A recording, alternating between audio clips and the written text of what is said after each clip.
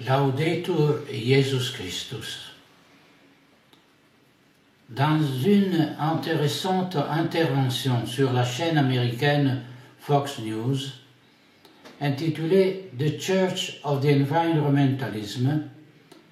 le journaliste Tucker Carlson a souligné une contradiction qui a peut-être échappé à beaucoup, mais que je trouve extrêmement révélatrice. Carlson rappelle que la Constitution américaine interdit la religion d'État, mais depuis un certain temps, les gouvernements démocrates ont imposé au peuple américain le culte mondialiste avec son agenda green, ses dogmes woke, ses condamnations avec la cancel culture, ses prêtres de l'OMS, les prophètes du World Economic Forum. Une religion à tout égard, totalitaire non seulement pour la vie des individus qui la pratiquent, mais aussi dans la vie de la nation qui la confesse publiquement, en adopte les lois et les sentences, s'en inspire dans l'éducation et dans toute action gouvernementale. Au nom de la religion mondialiste, les adeptes exigent que tous les citoyens se comportent conformément à la morale du nouvel ordre mondial, acceptant sans critique, avec une attitude de soumission pieuse à l'autorité religieuse, la doctrine définie ex cathedra par le Sanhédrin de Davos. Aux citoyens,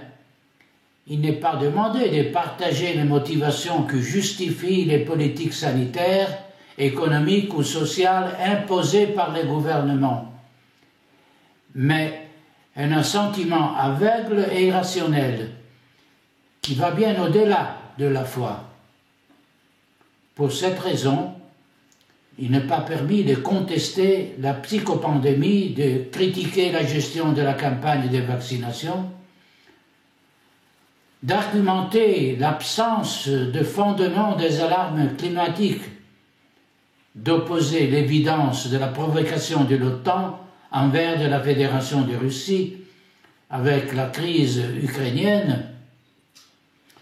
de demander des enquêtes sur l'ordinateur portable de Hunter Biden ou sur la fraude électorale qui a empêché le président Trump de rester à la Maison-Blanche ou de refuser de voir des enfants corrompus par des obscénités de la LGBTQ. Après 3 ans de folie, incompréhensible pour un esprit rationnel, mais amplement justifiable dans une perspective de fidéisme aveugle, la proposition formulée par une clinique américaine de demander aux patients de renoncer à une partie de l'anesthésie pour réduire leurs traces de dioxyde de carbone et sauver la planète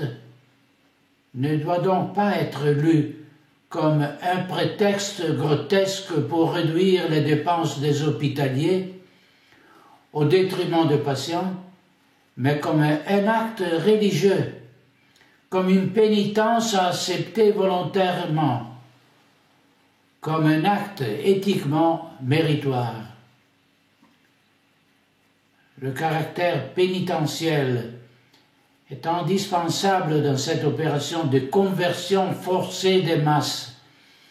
car elle contrebalance l'absurdité de l'action par la récompense d'un bien promis.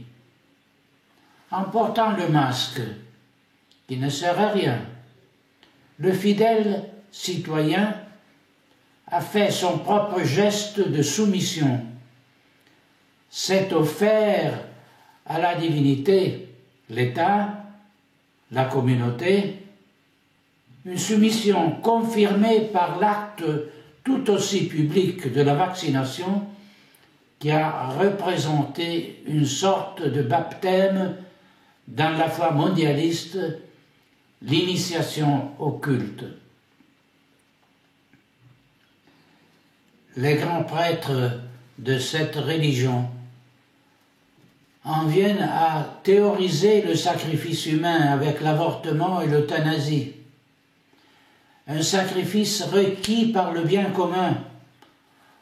pour ne pas surpeupler la planète, ne pas alourdir la santé publique, ne pas être un fardeau pour la sécurité sociale. Même les mutilations auxquelles sont soumis ceux qui professent la doctrine du genre et la privation des facultés de reproduction, induites par l'homosexualisme,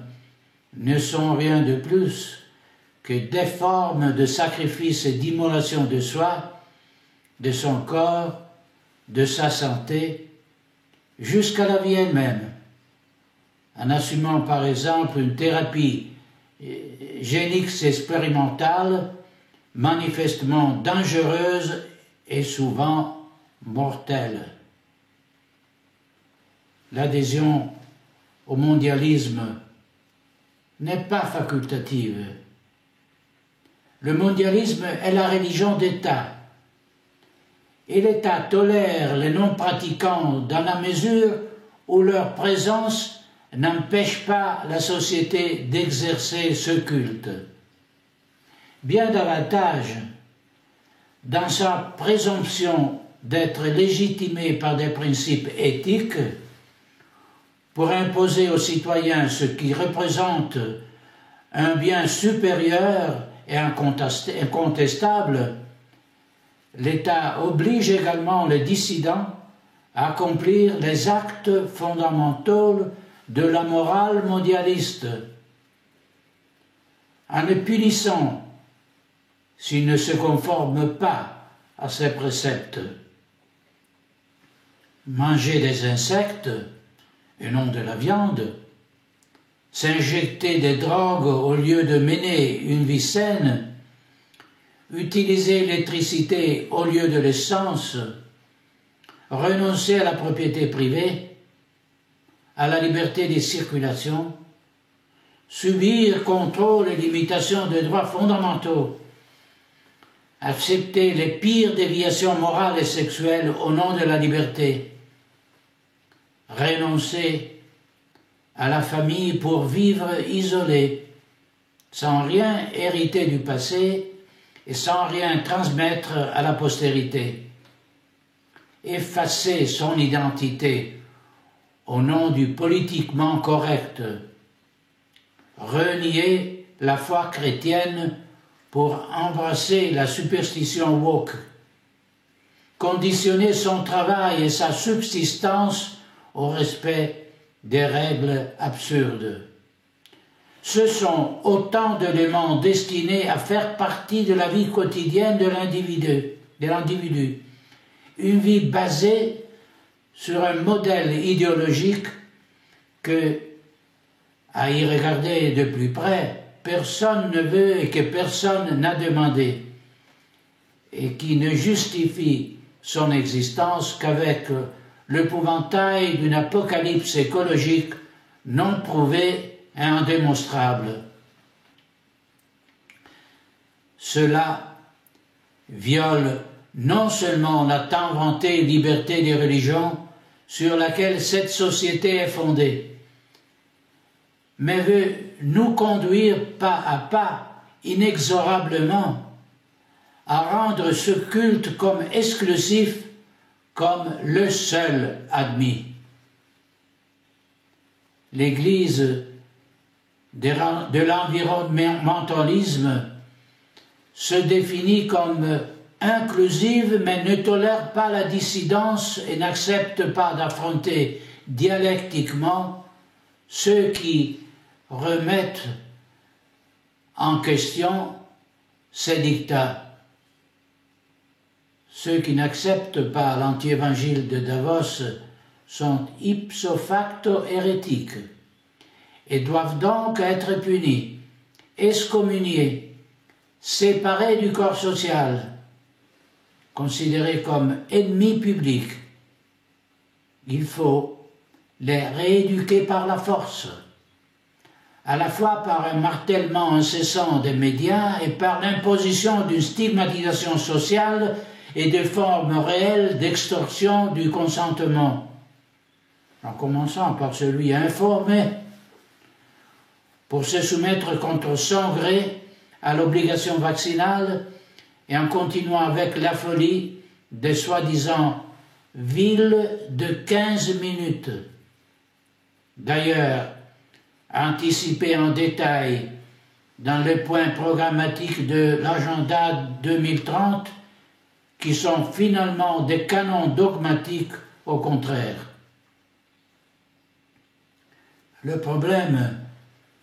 avec ce phénomène inquiétant des superstitions de masse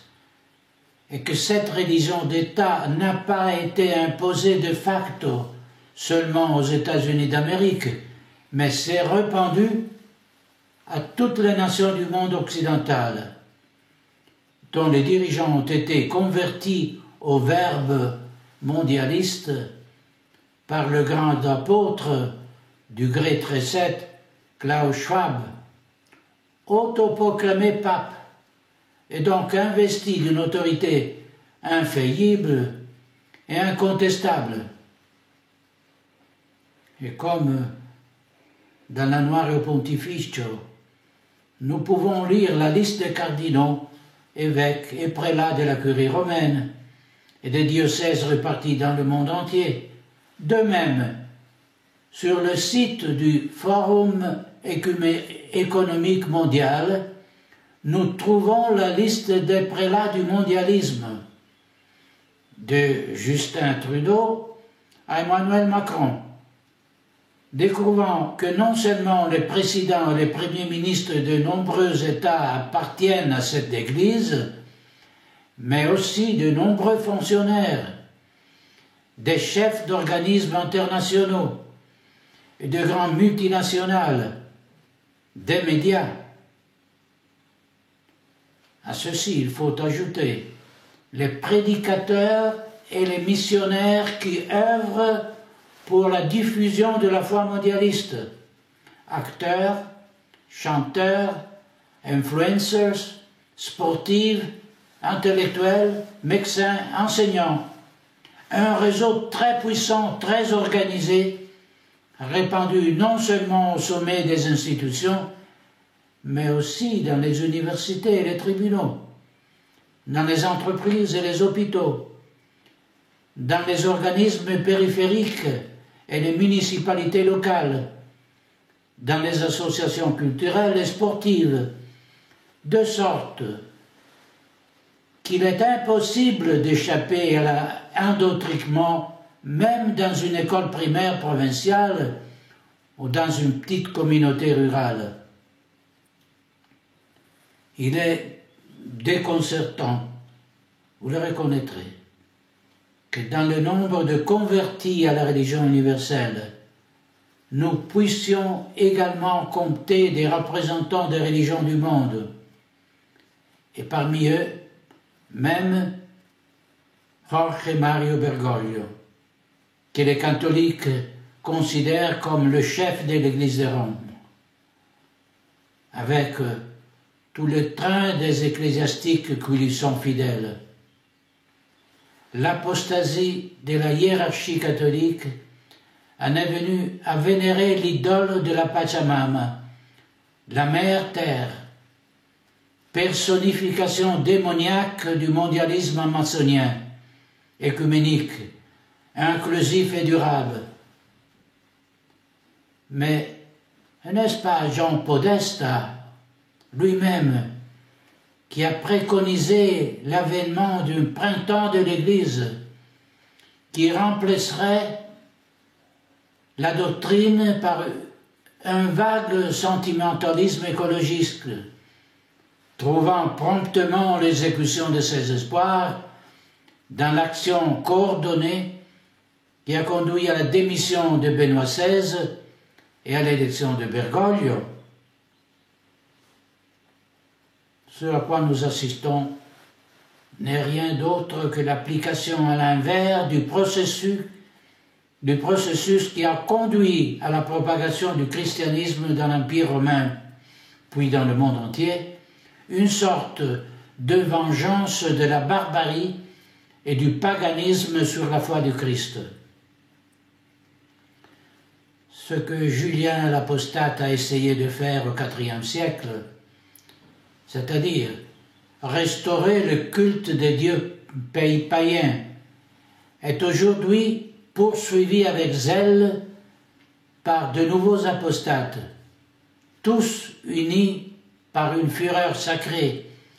qui les rend aussi dangereux qu'ils sont convaincus de pouvoir réussir dans leur intention en raison des moyens inouïs dont ils disposent. En réalité, cette religion n'est rien d'autre qu'une déclination moderne du culte de Lucifer. La récente performance satanique aux Grammy Awards sponsorisée par Pfizer n'est que la dernière confirmation d'une adhésion à un monde infernal qui, jusqu'à présent,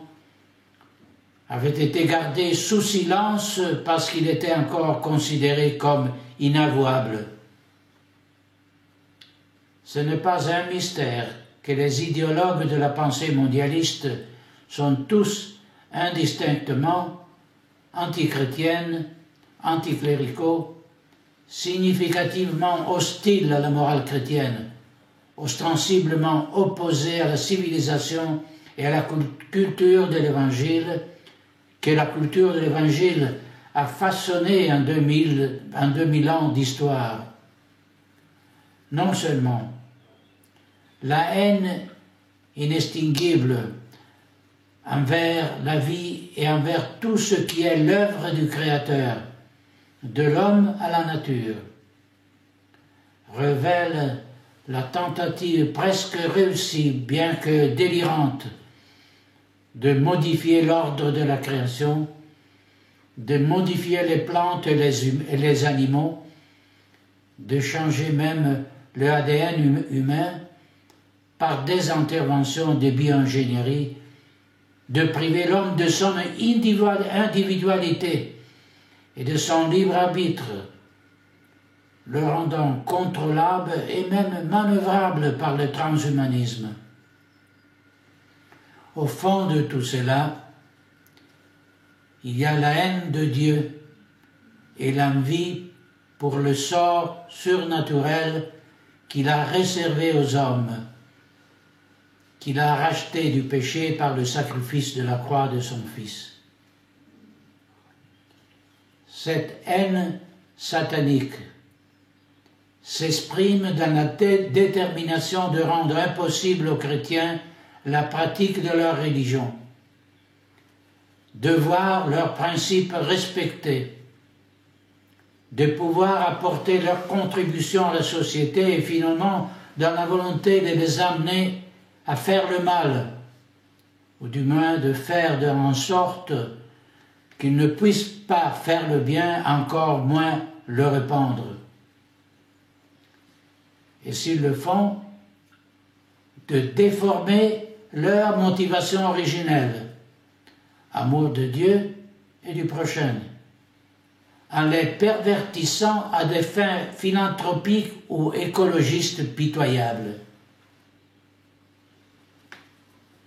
Tous les préceptes de la religion mondiale sont une version contrefaite des 10 commandements,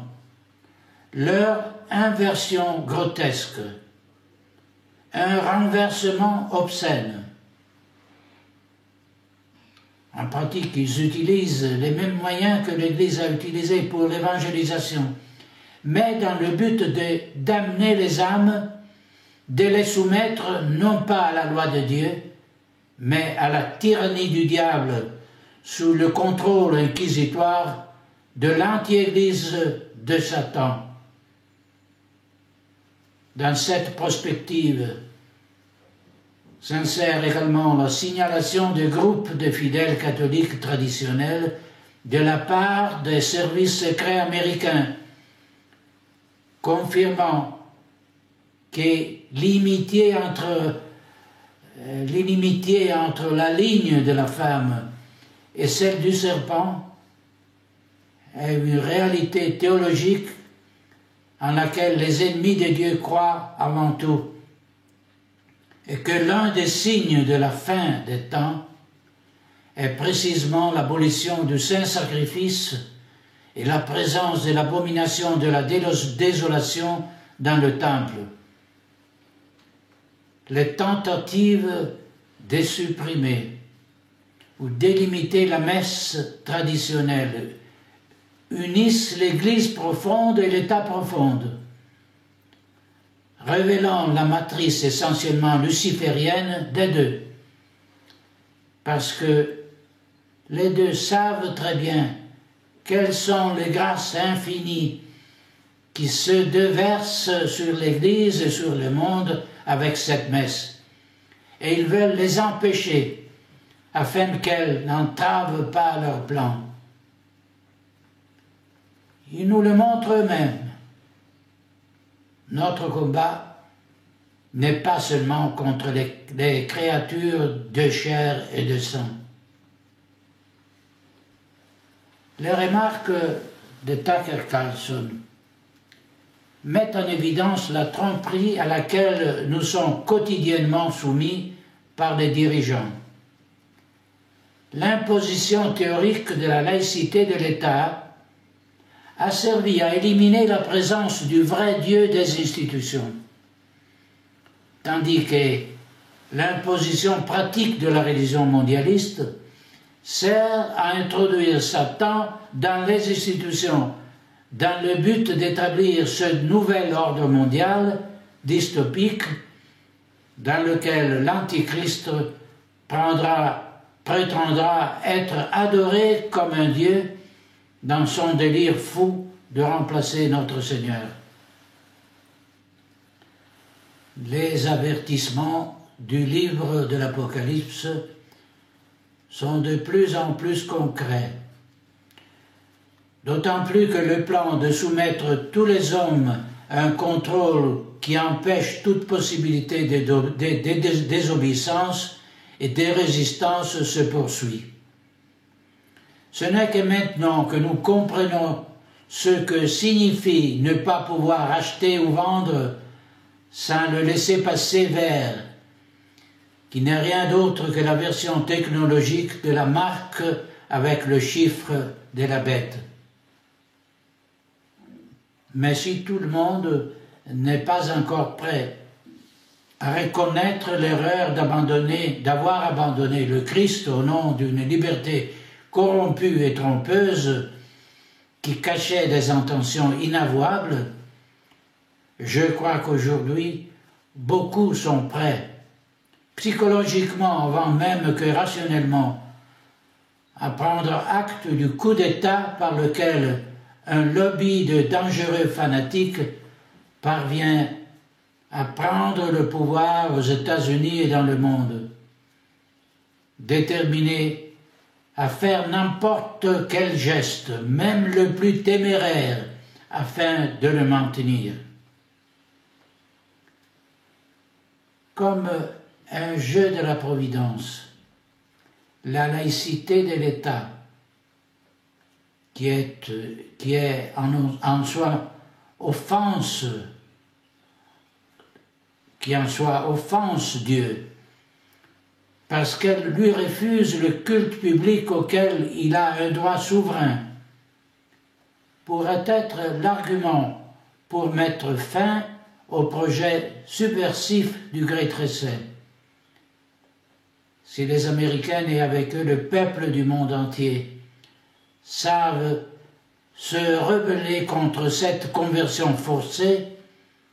exigeant que les représentants des citoyens rendent des comptes aux détenteurs de la souveraineté nationale et non aux dirigeants du Sanhédrin mondialiste, il sera peut-être possible de mettre un terme à cette course vers l'abîme. Mais pour ce faire, il faut prendre conscience qu'il ne s'agira que d'une première phase dans le processus de libération de ce lobby infernal, qui doit être suivi par la réappropriation des principes moraux propres au christianisme, qui constituent les fondements de la civilisation occidentale et la défense la plus efficace contre la barbarie du néopaganisme. Pendant trop longtemps, les citoyennes et les fidèles ont subi passivement les décisions de leurs dirigeants politiques et religieux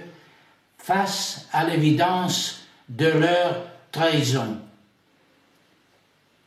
Le respect de l'autorité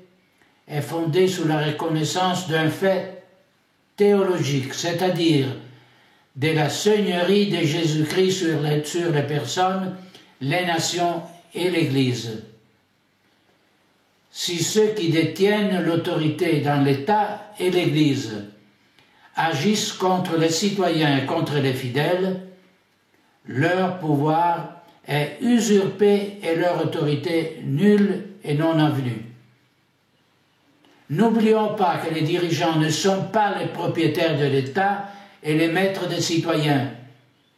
tout comme le pape et les évêques ne sont pas les propriétaires de l'Église et les maîtres des fidèles.